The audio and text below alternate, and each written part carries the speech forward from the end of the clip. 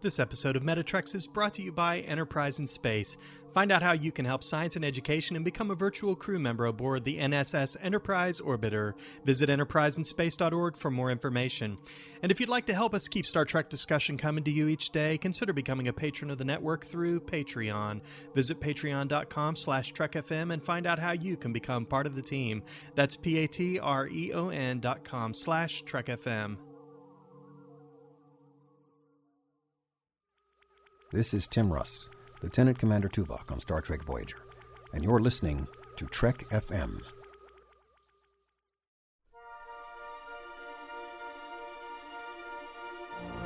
There's no greater challenge than the study of philosophy.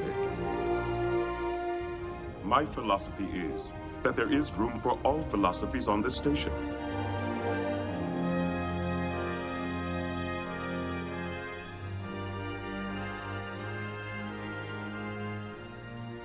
Hi everyone, and welcome to episode 41 of Metatrex, Trek FM show on Star Trek and philosophy. My name is Zachary Fruehling, and with me today is Mike Morrison. Today we'll be talking about the concept of justice and philosophy of law in the Next Generation episode, well, Justice. Mike, did you watch where you stepped on the way to the podcast recording today? Well, first of all, Zachary, let me say health and happiness and a pleasant day to you. I was very careful where I stepped today. Why, thank you, Mike, for that nice greeting. Shall we just do whatever gives us pleasure in this podcast recording? We absolutely should do whatever gives us pleasure. And it gives me pleasure to talk about Star Trek. I don't know about you. Absolutely. You know, I'm excited to talk about this episode today because this is, on the surface, a really ridiculous episode of Star Trek. You know, I mean, the costumes and the artificial drama in this episode. This is not an episode I've watched in quite a long time, although I have just these great memories of watching this episode way back when it first aired in, I guess, 1987. And, this one sticks out of my memory, but it doesn't stick out of my memory as a great episode. And yet, as I rewatched it for the podcast today, I'm struck at just how many different nuances in philosophy of law and concepts of punishment and justice get touched on in this episode. When on the surface, it's just a really visually striking episode with a fairly simple morality play. It's a straightforward prime directive morality play about do we interfere, do we not interfere, do we what do we weigh 1,000 people's lives in the Enterprise versus Wesley Crusher's life? So I think on the surface the dilemma that they face is kind of a simplistic one, and yet. Like we're going to talk about in the podcast here today, there's no shortage of just nuances in philosophy of law that this episode touches on. I can't wait to dive in a little bit. This most certainly is a really great prime directive episode. There's no doubt about it. The prime directive really is the heart and soul of this episode. But for me, Zachary, I have to say that I really feel that this episode in whole is more of a commentary on the idea of original sin and biblical law. It feels very very original series to me in the way it deconstructs God. It reminds me a lot of the Apple. It seems to me that this would have been a really good TOS episode. I don't know if it works so much for me as a TNG episode, but we're still kind of, establishing the characters. We were talking in this Turbo Lift that Beverly Crusher says some things that seem very out of character for her. For instance, when she tells Data and the captain to shut up and, she walks out of the room, that seemed very out of character for her. But we're still establishing these characters. I mean, after all, this is only the 7th episode of the first season of Next Generation. Well, before we dive in to talk about the philosophy of justice, do you want to give a quick synopsis of the episode? Sure, Zachary, I'd be delighted. Well, the crew of the Enterprise D has just established a colony in a nearby system. Everybody's tired, and they have found a planet for which to take shore leave. Everyone's excited about this shore leave opportunity. Even Dr. Crusher is pushing for it. But let's just hope, as Captain Picard says, that things aren't too good to be true here on the planet Edo. The crew of the Enterprise establishes contact with the locals, who are very playful but yet primitive, very simple, very innocent, but in many ways are very sensual people. as they are establishing relations with the locals, Wesley Crusher has teamed up with some local kids, and they are playing. He's teaching them football when he stumbles and falls into a bed of new flowers, which we discover is an offense punishable by death. So the crew of the Enterprise has to deal with the Prime Directive. Do they take Wesley out of there before he is executed, or do they submit to the laws of the Edo and their deity in the sky? Well, Mike, as I start thinking about the philosophical themes in the episode Justice, I'm kind of going down the list of topics in philosophy of law as it relates to punishment and crime and whatnot. And the thing that stuck out to me the most is the emphasis on strict liability, the concept that no matter what your intentions were, no matter what law you broke, it doesn't matter whether you were aware of the law or not aware of the law, whether you intended to break the law or not break the law, you are liable for breaking that law and are subject to punishment. In this case, there's only one punishment on the planet, death, regardless of what law you violated. But this idea of strict liability is a concept in law that we have some crimes like this here in the United States. Generally, things like speeding tickets are a good example of strict liability, right? It doesn't matter what your intentions were if you were speeding. It doesn't matter whether you were aware of the speed limit. If you violated the rule, you're liable and you get a speeding ticket, regardless of what the situation was. With some exceptions, maybe if you're on your way to deliver a baby or something, right? You're not going to get a speeding ticket for that most of the time. But generally, the assumption is, regardless of what your intentions were or whether you were aware of the law, if you violate the rule, you get a speeding ticket. And this is kind of like the speeding ticket this is taking speeding tickets to a whole new level, right? Something as simple as falling into a flower bed, when that is against the rules, that's punishable by death. And of course, Wesley Crusher didn't mean to fall in the flowers. He wasn't even aware that was a rule that he violated, but he's liable for it. And so this seems like an interesting example of strict liability, but taken to like the nth degree. Indeed. It strikes me that when he falls in the flower bed and he gets up, the kids that he's playing ball with, they're flipping out because they know that he's done something that is forbidden, and they know that he's subject to the death penalty because of it. And so as they're flipping out, I like the way he's kind of brushing himself off, and he's like, no, guys, really, I'm okay. I'm okay. Yeah. It's okay. So there was no concept for him that he had done anything really forbidden. He felt bad. He tripped. He fell into the flowers. Gee, I feel bad, but hey, I'm okay. Everything's okay, and let's move on. And in this case, I'm sorry isn't good enough, or I'm okay isn't good enough. He's broken a law. He's done something that is forbidden. And on the surface, to you and I, it seems it seems like a very trivial thing, but this is a serious offense to the Edo. But Mike, what do you think about this notion of strict liability? I think, Picard tries to make the case. I mean, he says as much in the episode. He says there can be no justice as long as laws are absolute, right? And, I'm trying to picture like someone in traffic court here in the United States saying something like, there can be no justice as long as traffic laws are absolute. So much of our legal system depends on certain kinds of laws, especially for these small statutory offenses. And I think that accounts, in my mind, accounts for the difference between, say, traffic laws and the situation here. The consequences, the punishment for this law is death. I mean, the stakes are really, really high. But, the consequences for getting a traffic ticket are fairly small. So given that the stakes are fairly low for those kinds of low-level statutory offenses, it's just cheaper and more cost-effective to have a strict liability policy and use that as a deterrent against speeding. And it's interesting because they really try to parallel, the reasoning is kind of parallel. We use speeding tickets as a deterrent against speeding.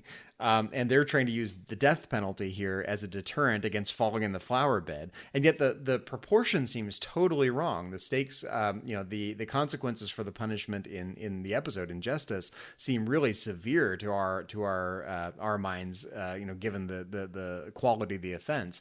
Whereas something low stakes like a speeding ticket seems about right for something as potentially innocuous as speeding, although you could certainly take someone's life if you're not careful while speeding too. So something just seems out of proportion. Although to my mind, I don't. The problem I have with this situation is not Picard's problem. Picard's problem is this sort of absolutist nature of it.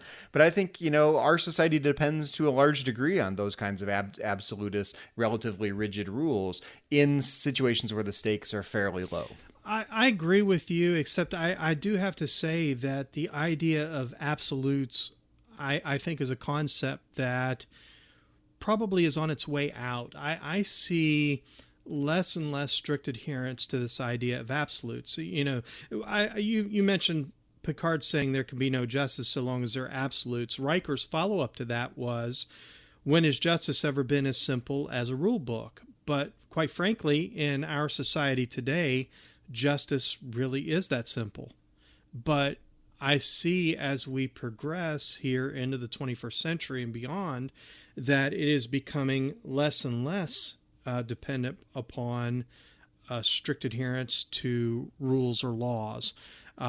In fact, our modern judiciary system does a really good job of really dissecting the law to the point to where we have this concept of reasonable doubt, and we have become masters of proving reasonable doubt to the point that unfortunately there are times when our justice system fails to provide justice because there have been loopholes and things of this nature discovered in the law, and we can argue this idea of reasonable doubt. And if you're in a jury trial, as you've mentioned before, you've served on one, all you have to do is sway one juror, and you've basically won your case. So I think that in the 21st century, perhaps justice comes without absolutes, and that you're not subject to a rule book. But the interesting thing to me, you mentioned that it seems out of proportion. And you're right, to you and I, that does seem extreme. The death penalty for tripping over some flowers, my goodness, that's you and I probably agree on the idea that the punishment needs to fit the crime. And there's just no way that this punishment seems to fit the crime at all. But to the Edo, this is very normal. This is very natural. In fact, the children are devastated because they know the consequences and they know he's going to have to face them. And even the mediators, Zachary, they were very matter of fact. There was no malice. There was no one raised their voices. They just whipped out a needle and, you freely admit that you've done this, and, we're going to exact the punishment for it. And it strikes me that there was zero malice. There was no, grab the little rat and stick this in his neck, or they just whip out a needle and, okay, we're going to have to punish you according to our laws. And it was it was like a very quiet business transaction.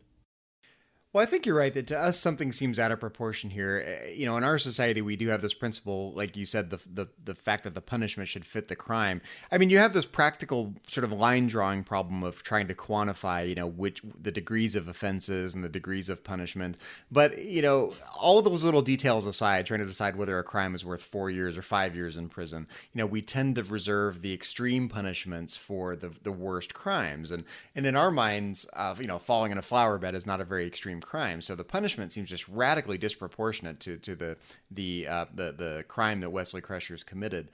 But as much as I love this episode, and I really do enjoy this episode, I forgot how much fun this episode is. It's a ridiculously amusing, qualitatively sensual, entertaining episode of Star Trek. It's very much like the original series. It's one of the more ridiculous things you see in The Next Generation. I really enjoyed it through and through, and I'd forgotten how much I really enjoyed it. And I philosophically, I love that it touches on these themes. Obviously it's raising these issues in philosophy of law and crime and punishment and whatnot. But I'm disappointed in it because I think that the episode just fails to make some key distinctions that help make sense of some of the dialogue and help make sense of some of the concepts that are at play. Like, Picard gives this eloquent speech about, there not being able to be any justice in as long as laws are absolute. And yet, there are some distinctions in the philosophy of law and even in morality that help that phrase make sense. For small statutory offenses, I think we just tend to think there's nothing intrinsically wrong. Like we used the example of a speeding ticket earlier. In our society, we set an arbitrary speed limit. Let's 25 miles an hour or 65 miles an hour on the highway. And that's an arbitrary number. And if you violate that, you're not a bad person. You're not evil. You're not immoral. You haven't violated some deep moral principle. You just broke a statute. And there can be disastrous consequences. You can hurt people and whatnot, but you're not, you haven't violated some intrinsic principle of morality if you drive 67 miles per hour instead of 65 miles per hour.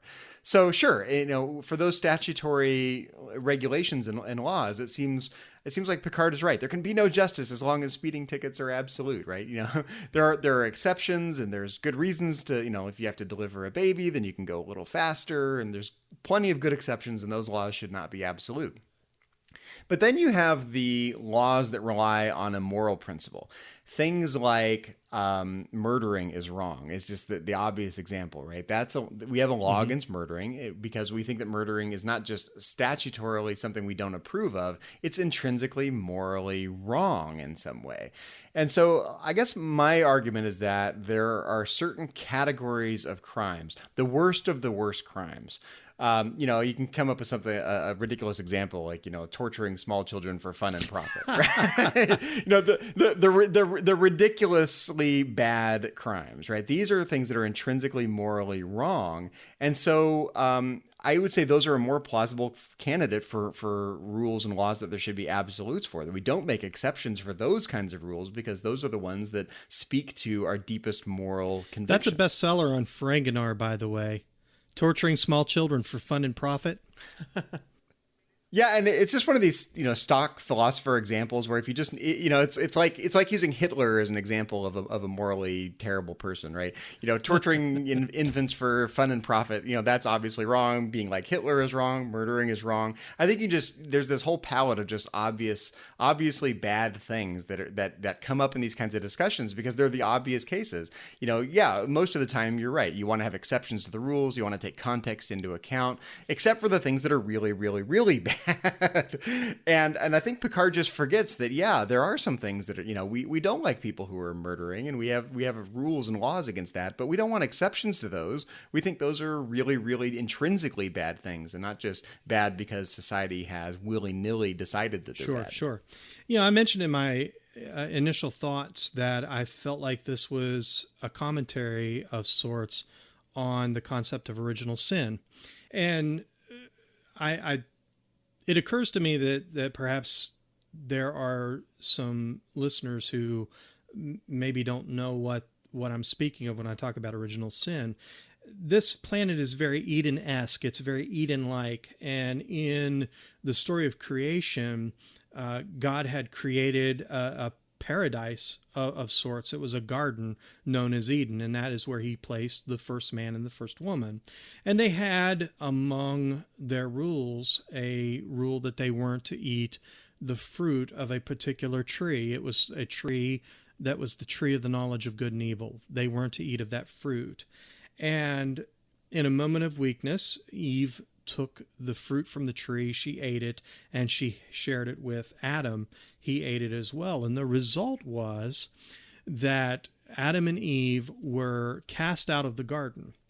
And so we have this idea of original sin. And from that moment on, human beings in that story, human beings from that moment on were corrupted somehow. We're stained by this original sin.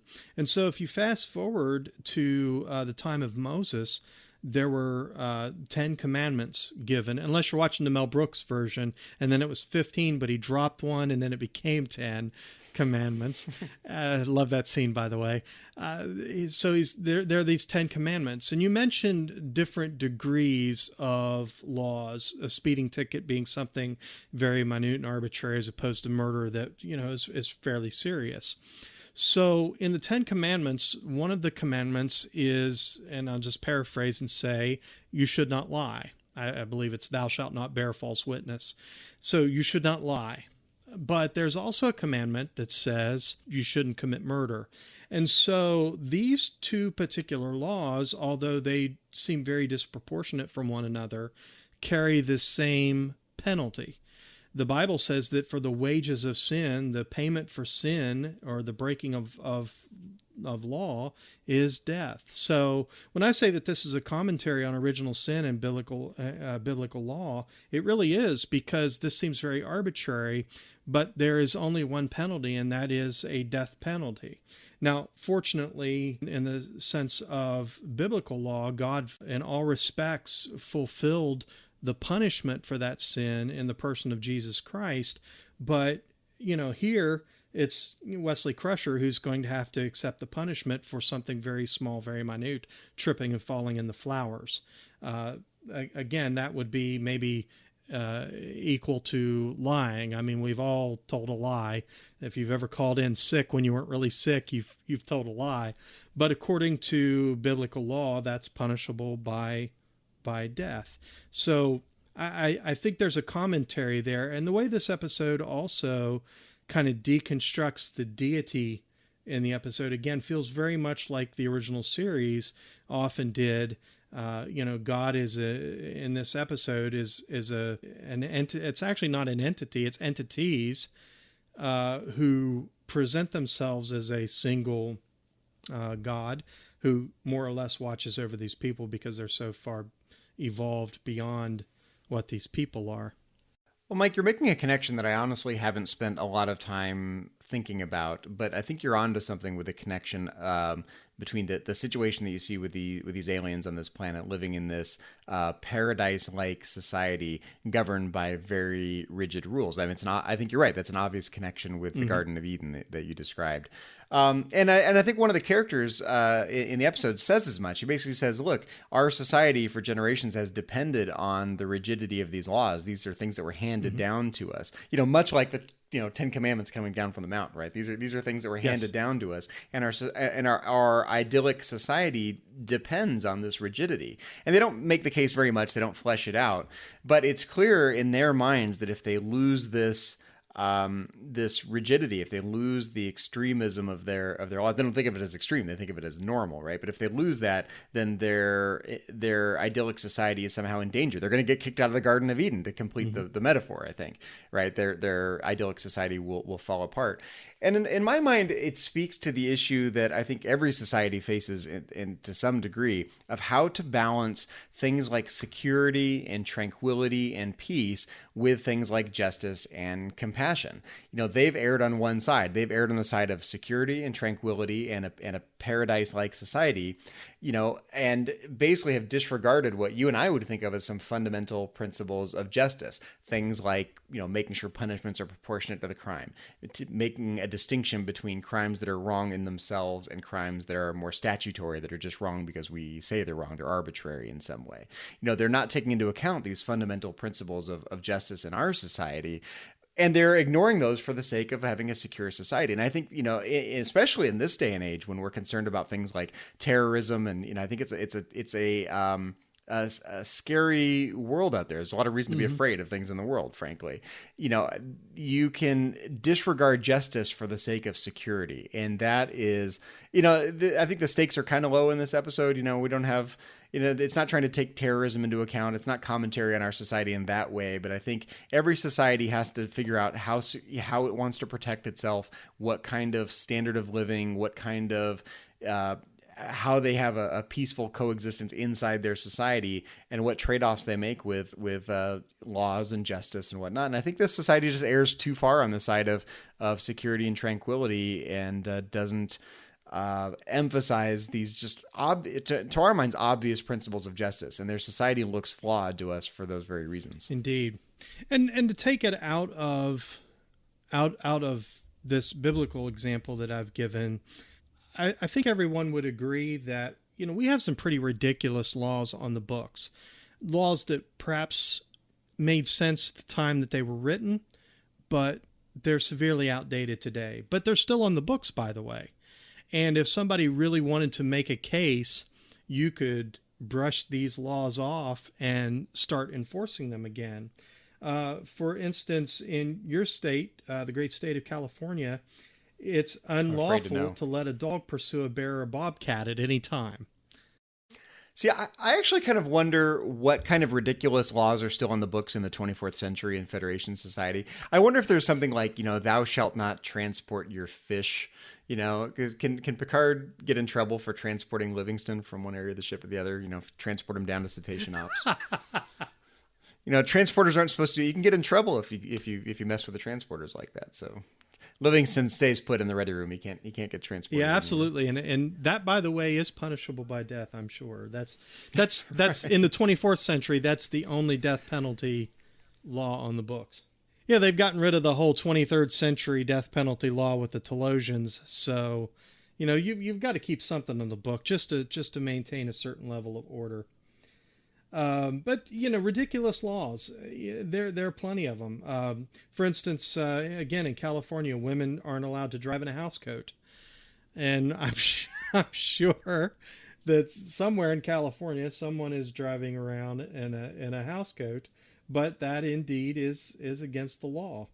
And there are ridiculous laws on the books for all 50 states in the United States. And there are ridiculous laws on the books in virtually every country around the world. And so, we have this issue of strict liability. Do we strictly enforce these? What's the liability for violating these laws, and do we enforce them? But at some point in time, somebody decided, that's a ridiculous law. So we just forgot about it. We haven't taken them off the books. We've just forgotten about them.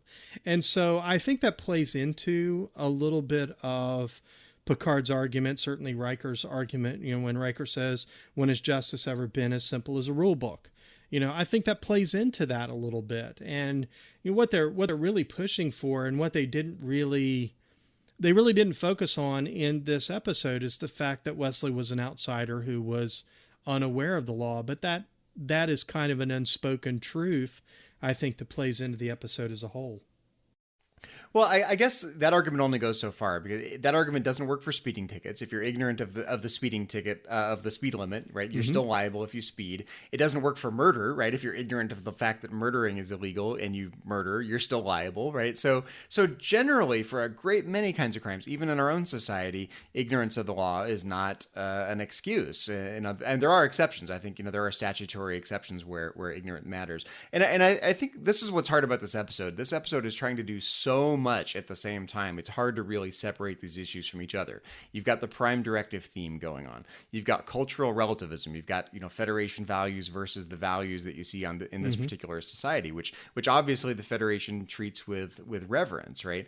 For all we know, this is for this society, these flowers that Wesley Crusher falls into are objects of worship, or there's some reverence around them that makes them extra special. So it seems trivial to Wesley and to Picard and Riker, but for all we know, for the people on this planet, these flowers are objects of extreme worship or something.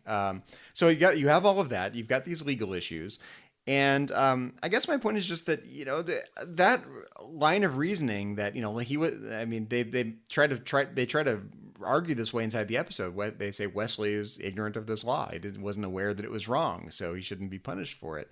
Well, that argument doesn't fly in our own society generally for most crimes. So what makes that argument so much more appealing inside this episode? Well, that's just the thing. I mean, they mention it, but they kind of gloss it over. So I don't know, perhaps when they were writing the episode, they realized that, that we're going to throw this out as a argument against putting him to death, but we know that this isn't the best argument in the world, so they just kind of gloss over it and move on. But in truth, I think that there's probably a precedence to push that a little bit more, because quite literally, they discovered that they have some, as Tasha put it, they have some strange laws. And in fact, that's one of the things that I find interesting about the society, is that they have a punishment zone that changes from day to day, and those zones are patrolled by mediators, and they really don't have to patrol anywhere else. You just hang out, you watch the punishment zone. It's kind of like a small town speed trap. We used to have a little town up the road from where I grew up called, of all things, Friendly, West Virginia. But Friendly had one police officer, and there was a speed trap on the main highway that went through Friendly. And that's how they generated their revenue. It was a speed trap. And I think we're all familiar with these types of speed traps. So what you have essentially here on this planet, Edo, is this speed trap, if you will, that's being patrolled by the two mediators.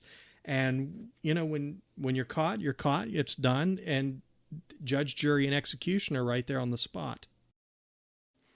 I'm glad you make this connection, because I think this is so true. I think in the episode, Picard kind of styles humanity to have evolved past the concepts and the approaches to justice that are used by the society we see in Justice.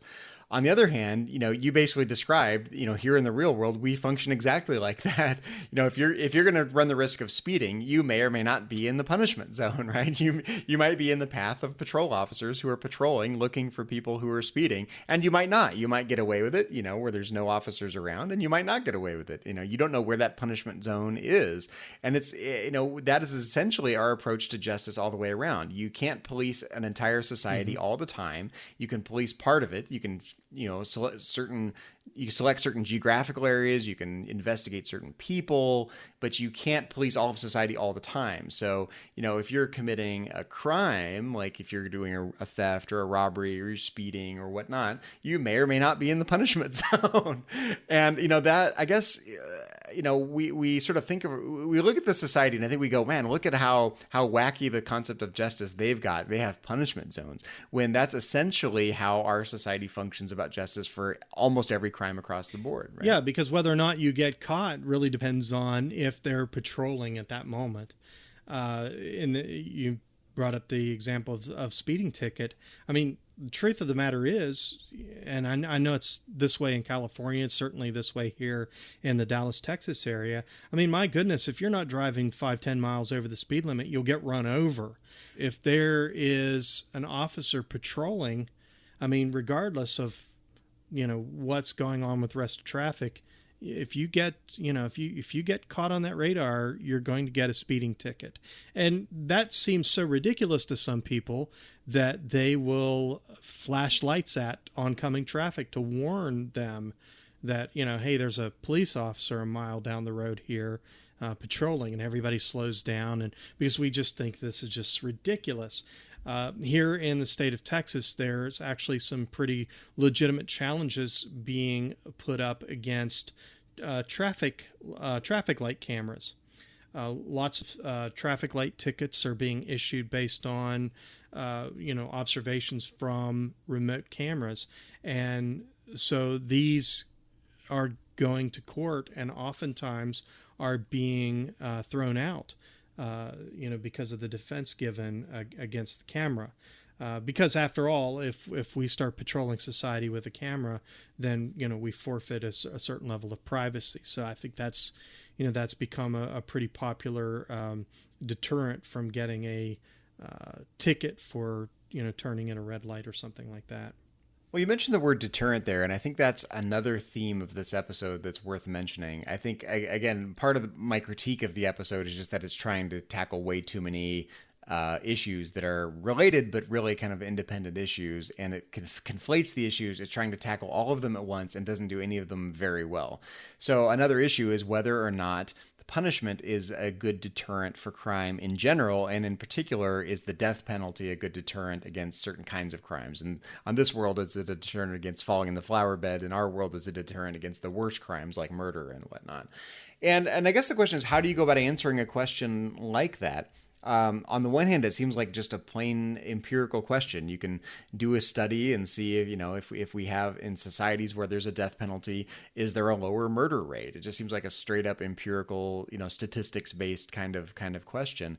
Within the episode, they seem to make the argument that, they're preventing crime and having this idyllic society depends on the death penalty as a deterrent for every crime. And obviously, I think that seems extreme. But what do you think about just the concept of punishment as a deterrent against crime in general? I think that's one argument for justifying punishment. There are other arguments for justifying punishment, like if you've wronged someone, you can be held liable and you owe them something. So there's the sense of owing, sort of paying back a debt to someone you've wronged, or a debt to society. That's different from punishment as a deterrent against crime. So what do you think about the role of deterrence in this episode, or in our own world? I think I'm not clear at all about this, because I think in my mind there's a fine line between being a criminal and having a mental problem that forces you to in a certain criminal direction.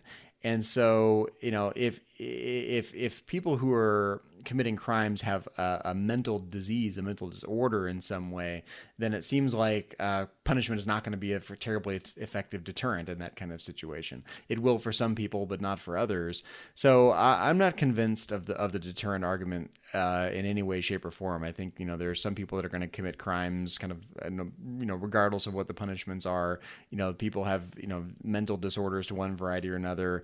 People have addictions to one variety or another, and so deterrence is sort of a specious argument. And then when it comes to the death penalty, whether the death penalty is effective at preventing murders or serial killers, or the worst of the worst crimes, I think in my mind it strikes me just as an empirical statistics question. I don't have the information or the data to answer that question here from the armchair or from the captain's chair.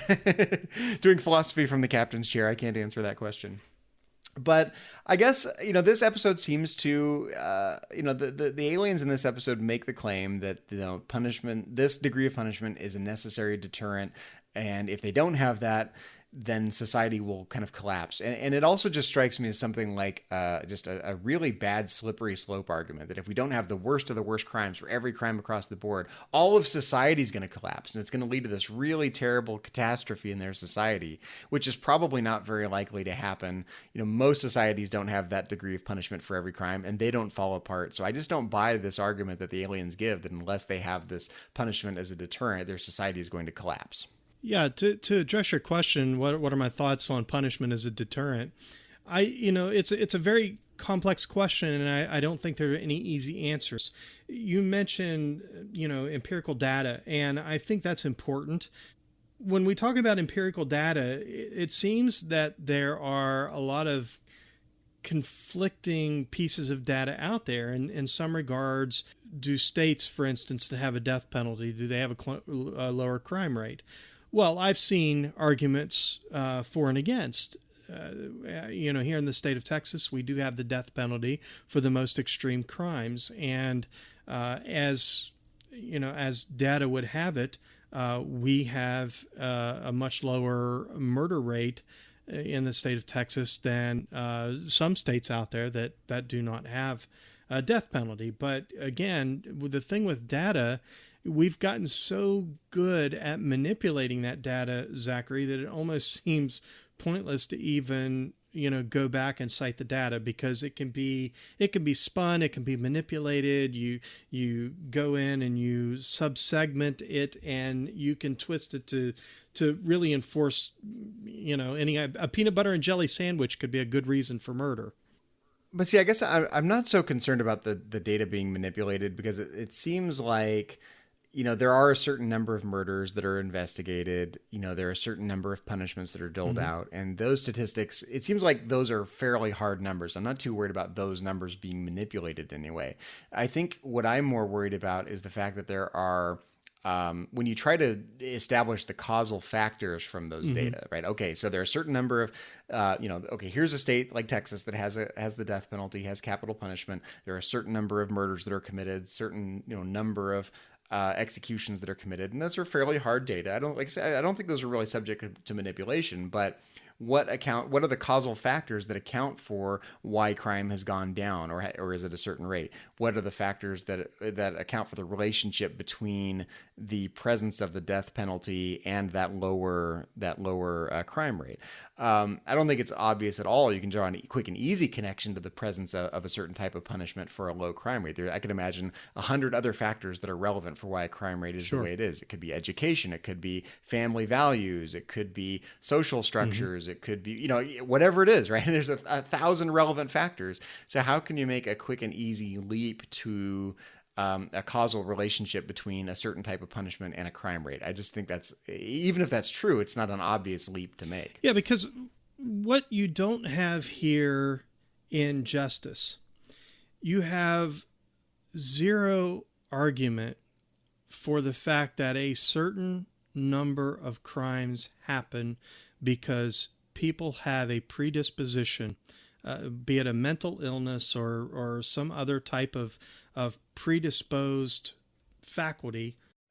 I love the idea that Wesley Crusher is predisposed to falling in a flower bed. For some reason, that just appeals to me. Yeah, indeed. But, it might even be true. In the Voyager episode Repentance, we make that distinction because Iko, as you remember, when he was injected with 7 of 9's nanoprobes, they repaired parts of his brain that allowed him to really, for the first time in his life, experience remorse and guilt. So really the argument there was that Iko, and for that matter, many of Iko's people, had some type of brain defect that predisposed them to commit violent crimes. And so do I think that exists in our society? Absolutely, I do. I think about, again, going to Voyager, I think about Suter.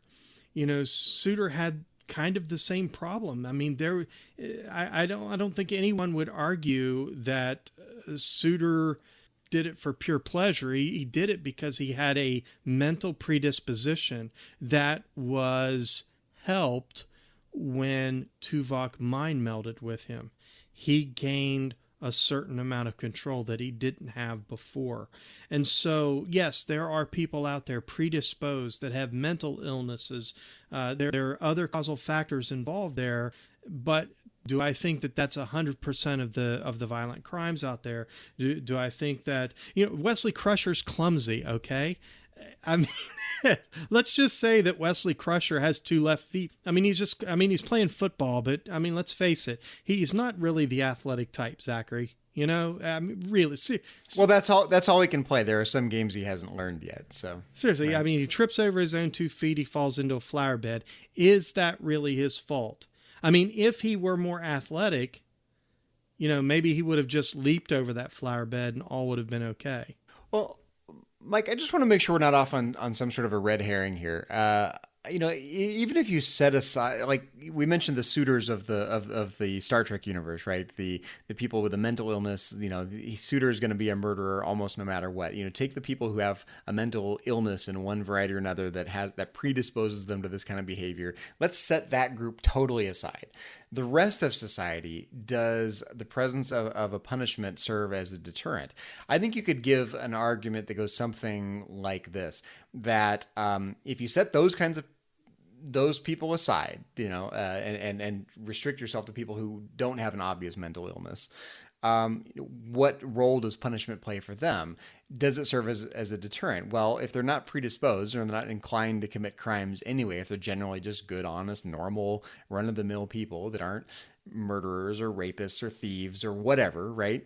Those kinds of people don't need the punishment as a deterrent because they're not predisposed to doing those behaviors. So why do we need the punishment if we're bracketing the people for who have a predisposition for that, towards that criminal behavior? Yeah, I don't think we're chasing a red herring at all, because certainly when we're talking about punishment as a deterrent, we recently had a news story in our local media here, and I think it was in the national media to some degree, was a young man who injured. Was his name Wesley? I'm sorry? Was his name Wesley? His name was not Wesley. Okay, just making sure. But a long story short, and not even to get into his crime, he committed a crime. He was found guilty of the crime, but at first his sentence was kind of set aside, and he became known as the affluenza teen. And, certainly later on, his mother helped him get out of the country because he went out and got into trouble again, and they were going to bring him back in, and he was going to end up having to serve some of his sentence because he had gotten into trouble again. But, his mother helped him get out of the country. And the whole point was, here's this teenager, here's his family, and they think that they're above the law. Affluenza, we call it. We've got people out there who commit crimes, Zachary, because they think they're above the law, or they think that they are smarter and able to get by. And that's certainly not the case with Wesley. I mean, he's not out there going, watch, I'm going to trample all over these flowers because I'm with Starfleet. That certainly wasn't the motivation. I mean, he tripped over his own 2 feet. He fell over the barrier. He falls into the flowers. It was an accident. He got up. He's totally shocked that anybody's even concerned about the flowers because, hey, I'm okay. So that wasn't the case here. And it wasn't the case that he had a mental defect. He's clumsy, but that's not a mental defect. Well, you mentioned his intentionality. Obviously, he didn't intend to fall in the flowers, but he did fall in the flowers. And I think the role of intentionality is really important because different kinds of crimes take intentionality into account in our society in different ways. Certain crimes that are strict liability, it doesn't matter what your intentions were, right? The speeding ticket, I think, is just the classic example. Other kinds of crimes, we do take intentionality into account, and that's why we have distinctions or gradations of certain kinds of crimes.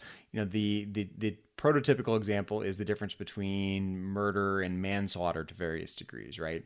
If you intended to kill someone, that's worse. We think of that as a worse kind of crime, has a worse punishment, has a worse moral connotation.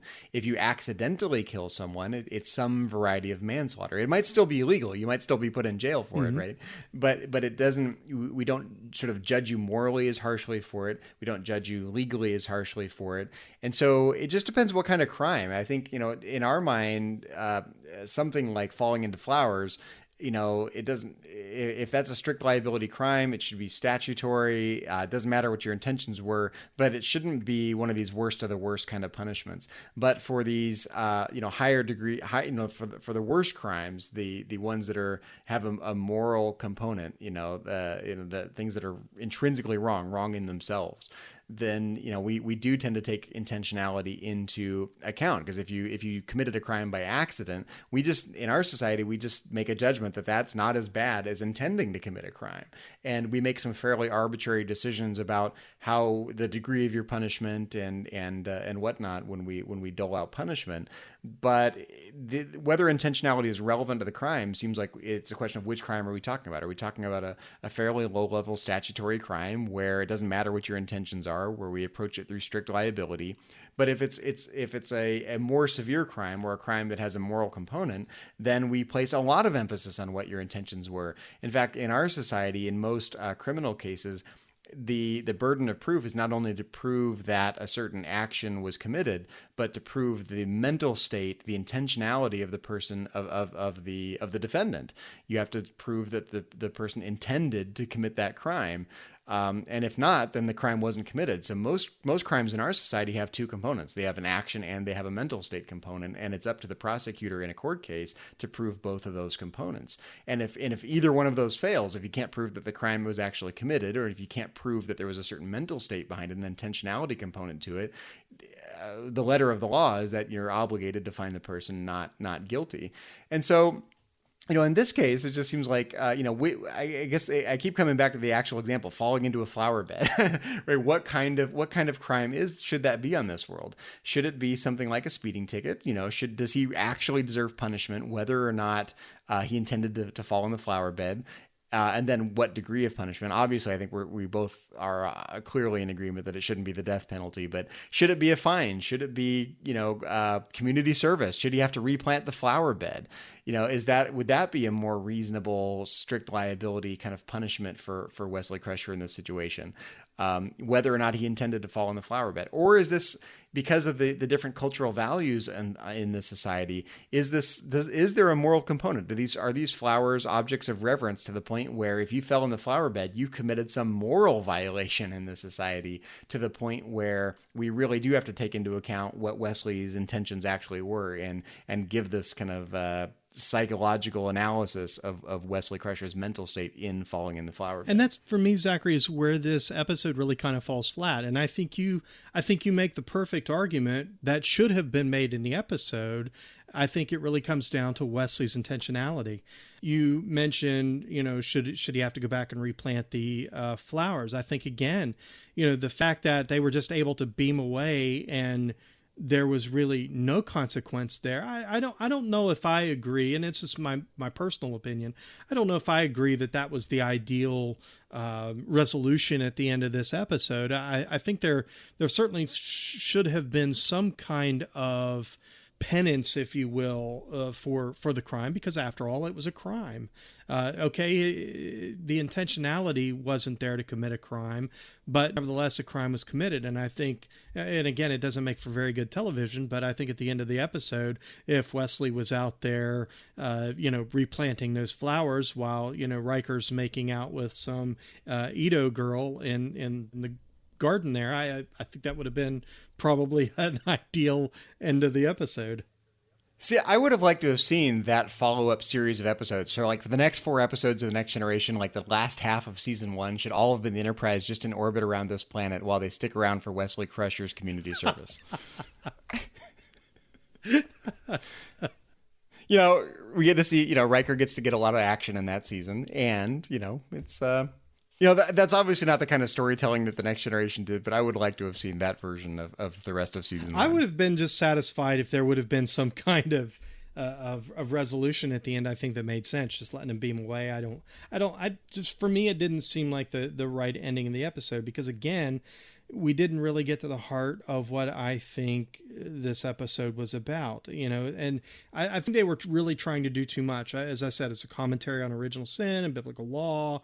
I think they were, trying to recreate something that was very toss and deconstructing God. You're getting into, the nuances of, local law and the prime directive. I mean, there's this conversation that goes on between Picard and Data in the episode.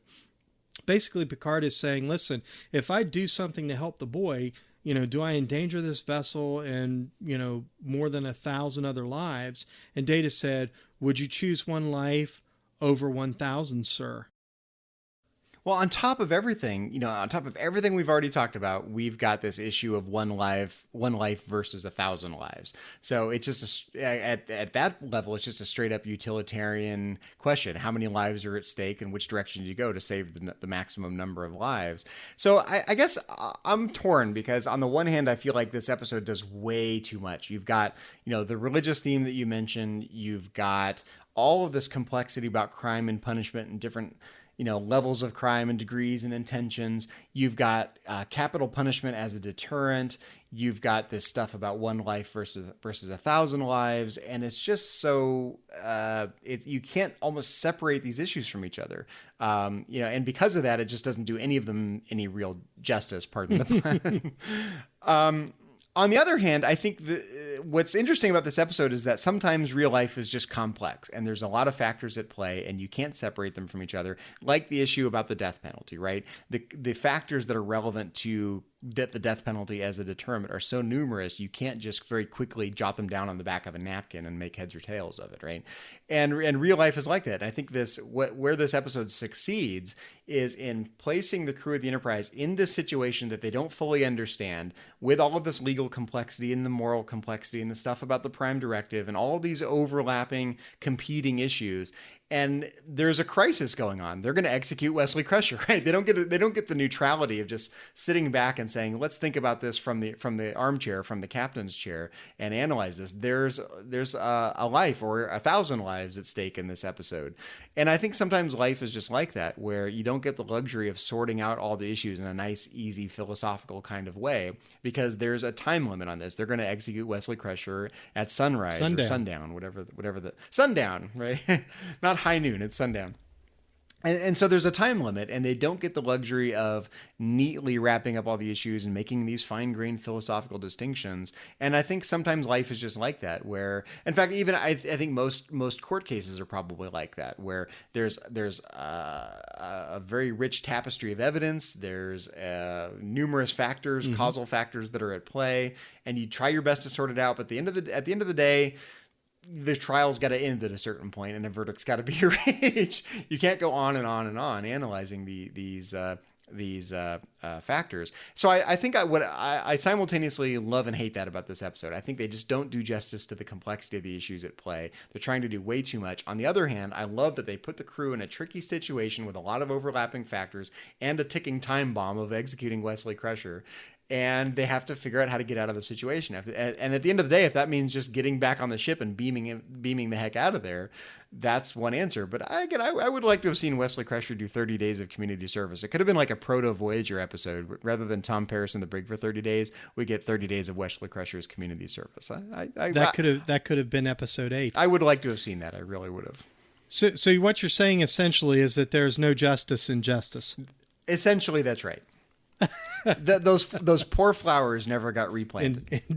Indeed. Yeah, I just think they could have done exponentially so much more by really paring this down to a single issue. It could have been a great Prime Directive episode. It could have been kind of a tossy deconstruction of God. It could have been a commentary on original sin and biblical law. It could have been a breaking down of Immanuel Kant.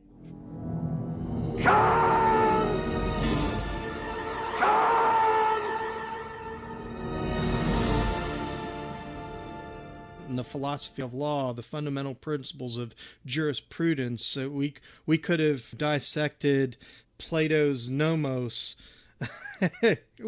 Well, I guess, Mike, dramatically my question is, not philosophically, but dramatically is my question is, does the fact that they didn't separate these issues and they try to do too much, does that help the episode? Does that speak to the depth of The Next Generation as a philosophically rich storytelling device? Or is that a dramatic weakness? Did they just fail either philosophically or dramatically or both because of those factors? Do you tend to lean towards one interpretation of, and this happens a lot in Star Trek. Star Trek either kind of touches on issues in a real lightweight kind of fashion, or they try to take on way too much and cram it all in. I mean, not on top of everything else we mentioned, we have this sort of cultural difference about the role of sensuality in this episode, right? On top of everything, we've got that moral relativism theme going on. So, it's certainly given us a lot to talk about on Metatreks. So I think it does give us some degree of depth, but I'm a little disappointed at the way in which it tackles any one of those issues. So I'm divided. I tend to like dealing with issues one at a time. I think it makes for cleaner storytelling. I think it makes for cleaner philosophical analysis.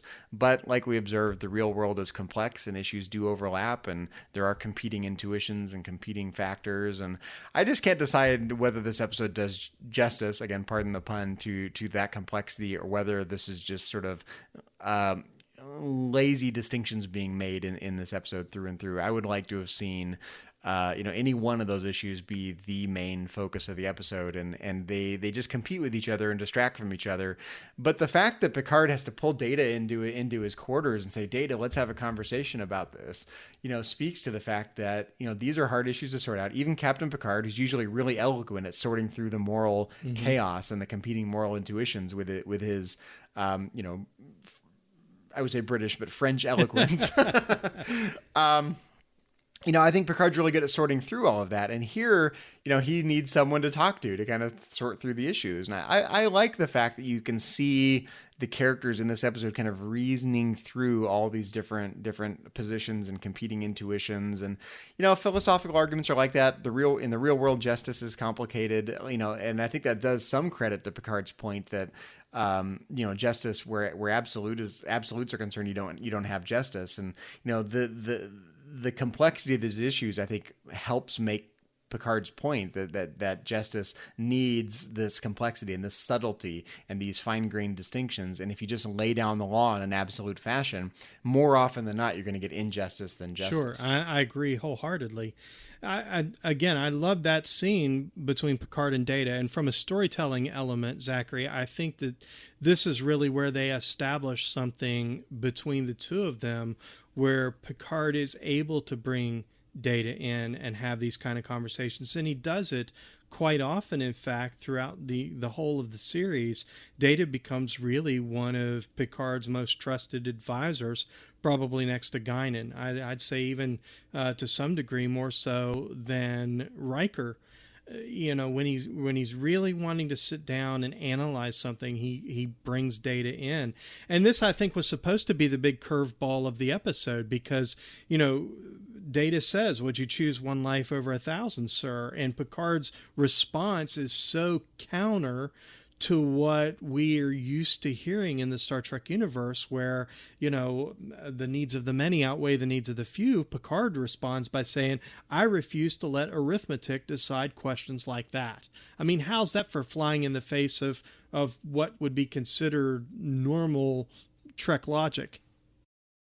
And I guess my point is just that itself is a really interesting issue. Should those questions be decided via numbers, or should they be decided via principles or via Picard's other responsibilities? How do you decide those questions? And it's just such a small part of the episode. That one little 30-second conversation, it barely gets noticed. And that could be the focus of an entire episode, I guess is my point.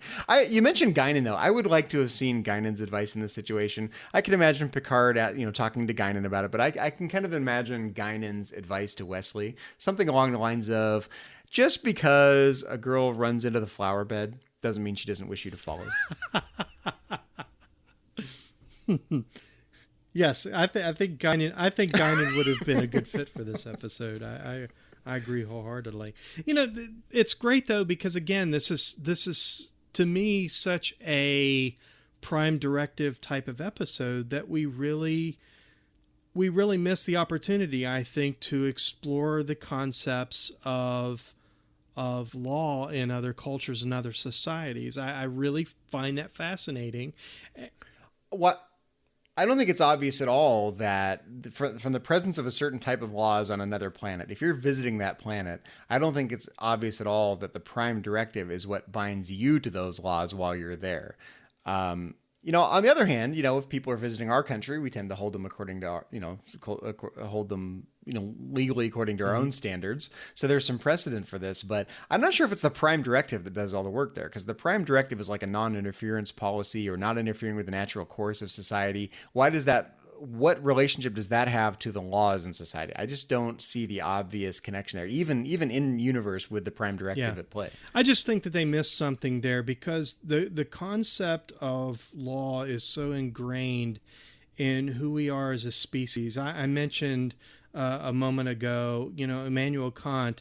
I believe in 1796, Zachary's, when he wrote The Philosophy of Law, when he kind of dissected the fundamental principles of jurisprudence and really, in many respects, helped define our modern legal system. But this goes back way further than that. I mean, we can, as I mentioned, if you want to go, back to the Garden of Eden, to the very dawn of humanity, we can go back to Hesiodos in the 7th and 8th century BC.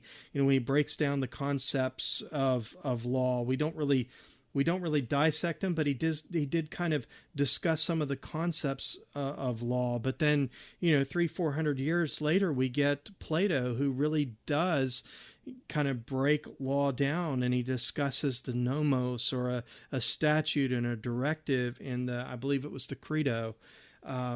So these things are this concept of law and justice it's very ingrained in who we are as a species. And I think that's what they were kind of going for in this episode, but they just really missed the boat trying to cram too much in.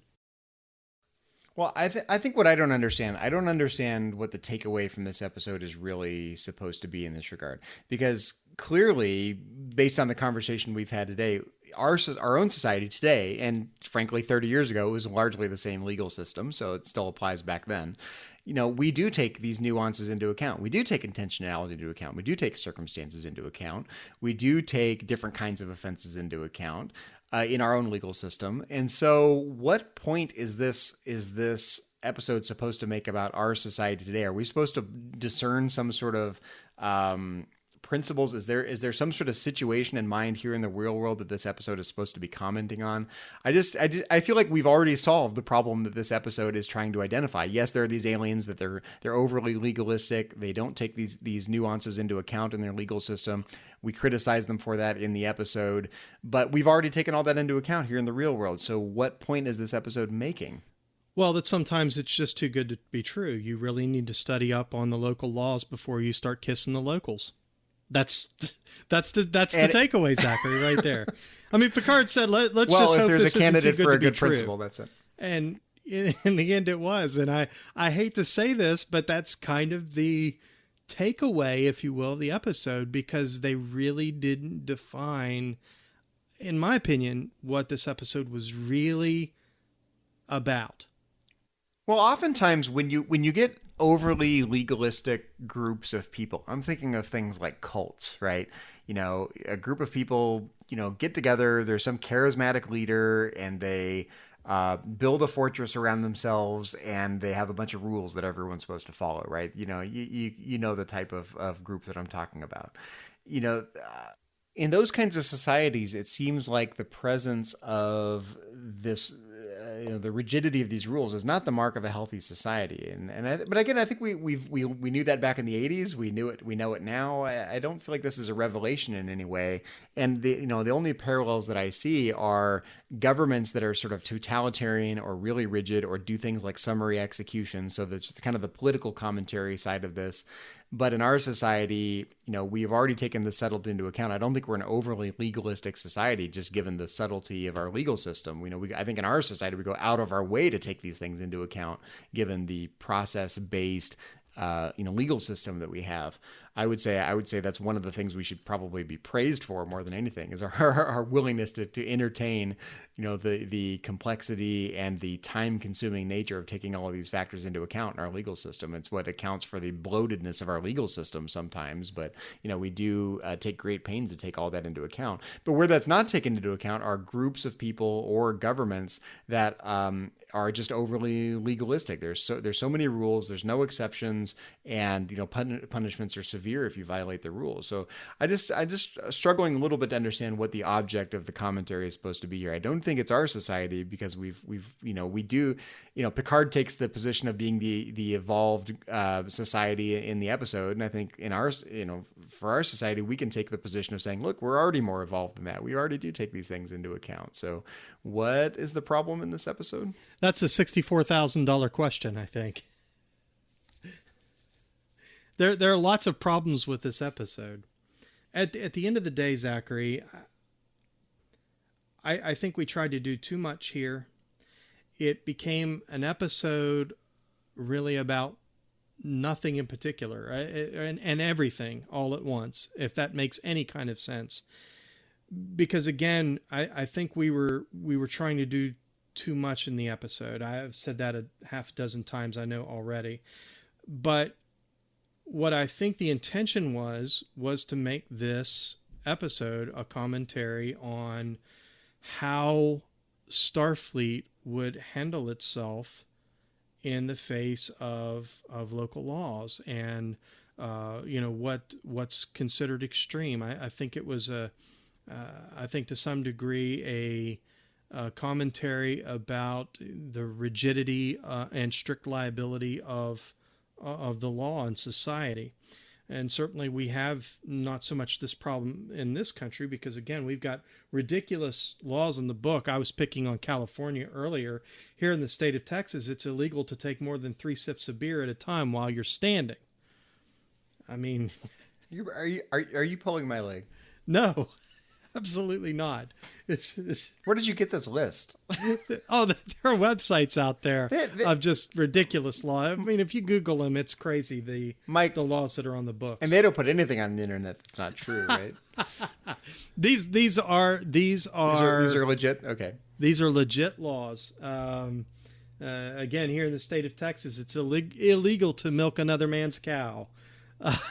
I mean, just ridiculousness with the laws. And I think to some degree, I don't think that this is a commentary about ridiculous laws, but again, the idea of absolutes, justice and absolutes and the idea of strict liability. I think that's at the heart and soul of what this is about. But in the process, that they tried to make it a commentary on original sin and deconstruct God. And, while we're at it, let's play with the prime directive a little bit. Let's throw that in there and kind of get that concept involved. So at the end of the day, it really becomes an episode about everything and nothing. Now, on just purely, from a fan standpoint, I enjoy this episode. I mean, this is really the first time that we see this type of pleasure planet. We don't see it again. I think it probably, to some degree, had a lot of influence on Ryza when it was introduced. I think that's what they were going for. I think they found that they had a good thing with the Edo, and they wanted to kind of create this pleasure planet. Well, Worf likes the planet, so that says something right there. No. Well, Worf did say nice planet, but then he went on to say that he wasn't concerned with pleasure because he's a warrior. Just saying. So even Worf isn't sure how he feels about this episode. I mean, one minute he says nice planet, the next minute he's not concerned with pleasure because he's a warrior. And I think that's probably my final thoughts right there. I'm not concerned with pleasure, Zachary. I'm a warrior. Well, I think for my final thoughts, Mike, I've said a lot of it already. I think, this episode is simultaneously trying to do too much and also not enough. It packs all of these concepts in, all the legal concepts, the religious theme. It's got the stuff about the death penalty as a deterrent. It's got cultural relativism thrown in. And it just doesn't have the chance to separate these issues as separate issues. On the other hand, that real life is like that. You throw a crew in a situation and they've got a time limit. Something bad is going to happen if they don't get out of the situation quickly, and they've got to quickly sort through all these issues, and it's complex. So it doesn't bother me too much, but I think dramatically it just doesn't work. What I like about it, I like that it speaks to the next generation, the ambitiousness of the producers and writers of the next generation in trying to make sure that the next generation, had a soul to it. It was not just going to be a space adventure story. It was going to be very Star Trek by considering these issues. And where they failed was trying to pack it all in the first season, right? And in general, the first season of the next generation is like that. You can go from episode to episode to episode, and they really pack in the philosophical themes into that first season. And this is something I know at some point we're going to get around to talking about season 1 of the next generation on our series on essential Trek philosophy here on Metatrex. It'll be a ways down the road, but when we get that far, I'm looking forward to talking about that, because I think that season 1 of the next generation, people don't go back to it very much because the characters aren't fully developed yet, and the stories are dramatically a little bit weak. And despite all of that, they really packed in a slew of philosophical issues and concepts into the first season. For having however many episodes, 20-something episodes in the first season, you'd probably have 100 philosophical concepts they touch upon in that first season, because the writers were really making a conscious effort to pack that in. And I think that shows in this episode in particular. What I think is interesting about the end of the episode is, Picard's willingness to, at the end of the day, to not necessarily stick to the letter of the Prime Directive, but to say, I've got a situation where I have to look out for what's best for, my crew in my role as captain, and what's best is for me to get back on my ship and get my people out of here. Really he ends up violating the Prime Directive in this situation. That's how I read it. So I think as we look back at the Next Generation, I see we've kind of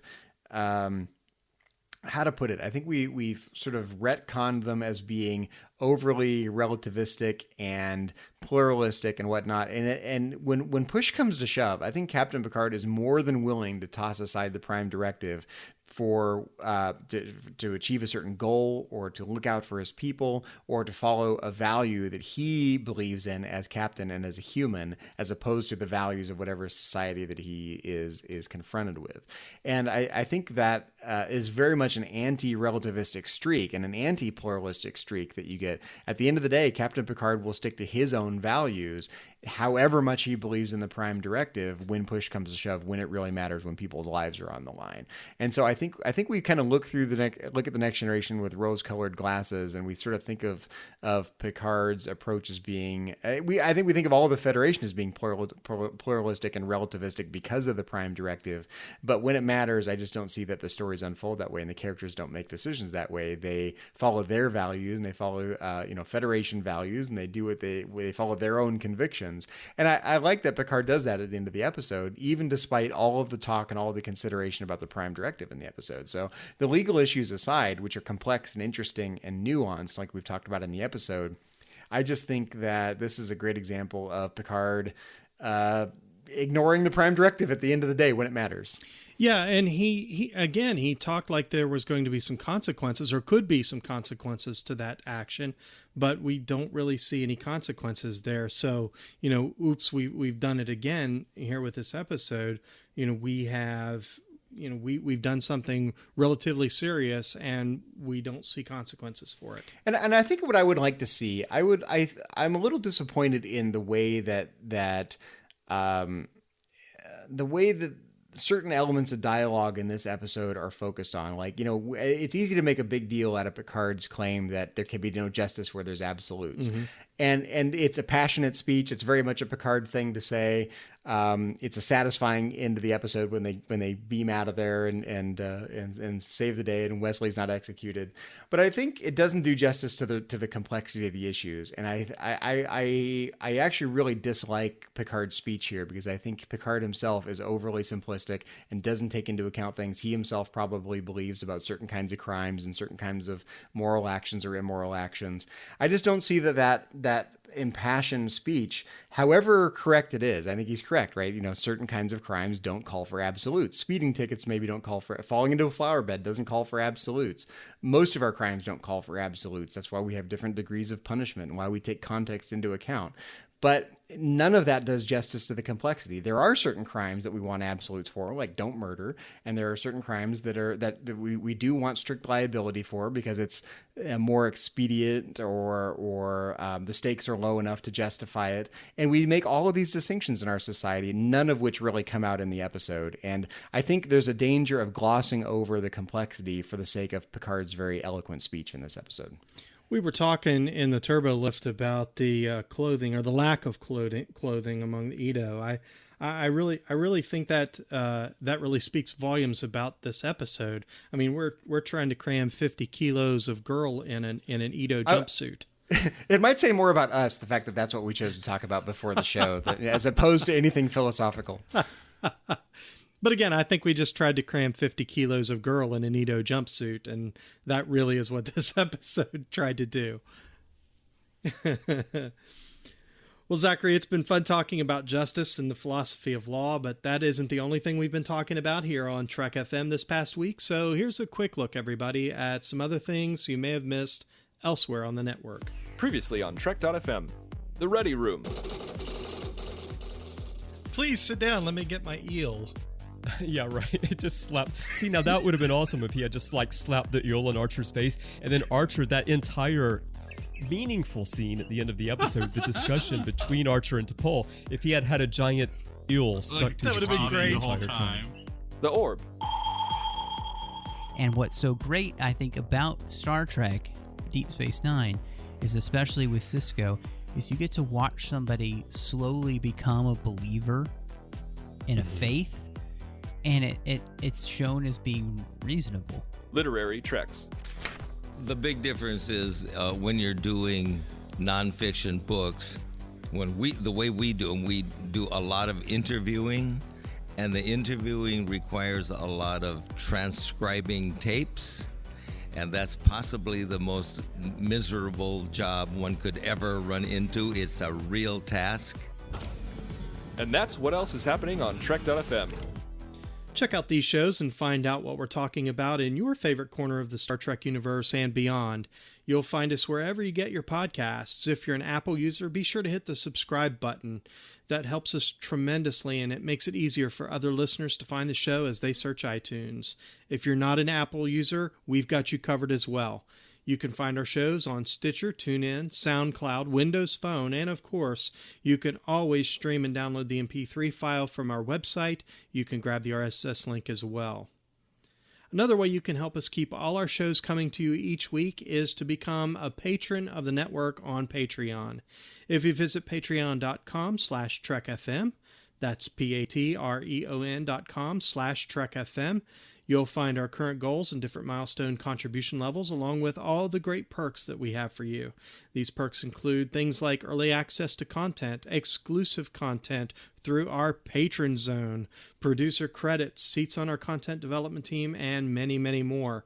We really appreciate any support you can give us, and we hope you'll join the team.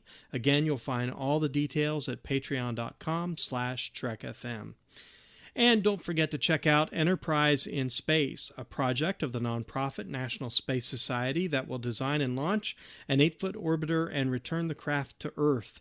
The NSS Enterprise orbiter will carry more than 100 student-designed science experiments into space, and you can help make it happen. Visit enterpriseinspace.org to find out more and to get your seat on the mission. If you'd like to contact us with feedback or suggestions for the show, or to send us your thoughts on anything we've discussed in this episode of Metatreks, you can contact us in several different ways. You can contact us via a form. Just go to trek.fm/contact. To leave us a voicemail, you can look in the sidebar on our Metatreks show page on the Trek FM website, or go to speakpipe.com/TrekFM. On Twitter, our Twitter handle is @TrekFM. On Facebook, you can find us at facebook.com/TrekFM, and also find us in the Babel Conference. The Babel Conference is Trek FM's listeners-only discussion group. Just type Babel into the search field on Facebook, that's BABEL, or go to our website at trek.fm and click Discussion on the menu bar. I'm really enjoying the conversation that's going on in our show thread for the episode that dropped this week, Zachary. I want to invite our listeners to jump in on the conversation. Just go under our show thread and join the discussion. Yeah, you and I observe this quite often on Metatreks, Mike, but we really want to make the point that our opinions and our conversation on the issues that we talk about here on Metatreks are by no means the final word on the subject. We really want our listeners to join the discussion. Find us on Facebook, find us on Twitter, find us in the Babel Conference, and keep the discussion going. If you have thoughts or suggestions or think we missed an important point, chime in and join the discussion. This is just the beginning of the discussion, not the final word. Absolutely. We'd also like to invite you to leave a rating and review of Metatreks on iTunes. We'd love to hear your feedback and suggestions for the show. Well, Zachary, when you're not jogging around Edo greeting the natives, where can our listeners find you on the interwebs and around the network? Well, you can find me on Facebook in the Babel Conference, our listeners-only discussion group, and you can also find me on Twitter. My handle there is just my name, @Zachary Fruhling. That's Zachary, Z-A-C-H-A-R-Y, and Fruhling, F-R-U-H-L-I-N-G. And Mike, when you're not awaiting execution for falling into a flower bed, where can people find you on the Trek FM network and around the interwebs? I am a bit of a klutz, Zachary. Well, listen, certainly on Facebook, that's where I'm most active, certainly in the Babel Conference. On Twitter, my Twitter handle is @CMichael1701. I'm also on Instagram, CMichael1701. We'd like to take a moment to acknowledge the rest of the Metatreks team from around the network. Specifically, we'd like to thank C. Brian Jones, founder and publisher of Trek FM. Our executive producers, Charlene Schmidt, Matthew Rushing, and Ken Tripp. Also, our art director, Aaron Harvey, production manager Richard Marquez. I'd also like to say thank you to our 2 associate producers. They are Patrick Devlin. You can connect with Patrick on Twitter. His Twitter handle is @MagicDrop5. And also Kay Elizabeth Janeway. You can connect with her on Twitter at @ChocoWeeble. Thank you both so much for your support of Metatrex and for Trek FM as a whole. Well, thank you everyone for listening to Metatrex, a Star Trek and Philosophy podcast. Until next time, when we will once again boldly go where no philosophers have gone before.